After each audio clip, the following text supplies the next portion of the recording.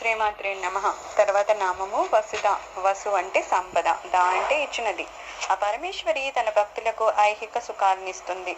ఐహిక సుఖాలు అంటే ధనము, ఆహారము, ఆరోగ్యము, అన్నింటికీ మించి ఉత్తమమైన మోక్షము.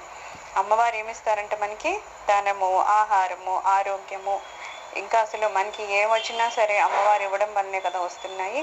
అయితే ఇహలోక సుఖాలే కాకుండా పరలోక సుఖమైన మోక్షం కూడా అమ్మవారే ఇస్తారంట. వీటిని అన్నింటినీ కలిపి ఏమంటున్నాము? వసు అంటున్నాం. వసు అంటే సంపద. సంపద అంటే కేవలం ధనమనే కాదు, మనకి ఆరోగ్యం ఉండాలి కదా, మళ్ళా ఆహారం ఉండాలి, అలాగే ముముక్షత ఉండాలి.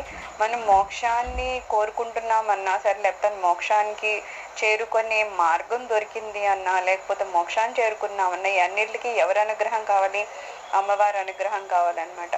సో మనలో ఒక ముముక్షత మొదలైంది అంటే అమ్మవారి అనుగ్రహం వలన మాత్రమే మొదలవుతుంది. ఎవరైనా భక్తి మార్గంలోకి వస్తున్నారు అంటే అమ్మవారి అనుగ్రహం వలన మాత్రమే వస్తున్నారు, కానీ తాని ఆ మార్గంలోకి రారన్నమాట. అందుకని ఆ పరలోక మోక్ష ప్రాప్తి కూడా అమ్మవారి వలనే మనకు దొరుకుతుందంట. అందుకని అమ్మని వసుధ అంటున్నారు అని చెప్పారు.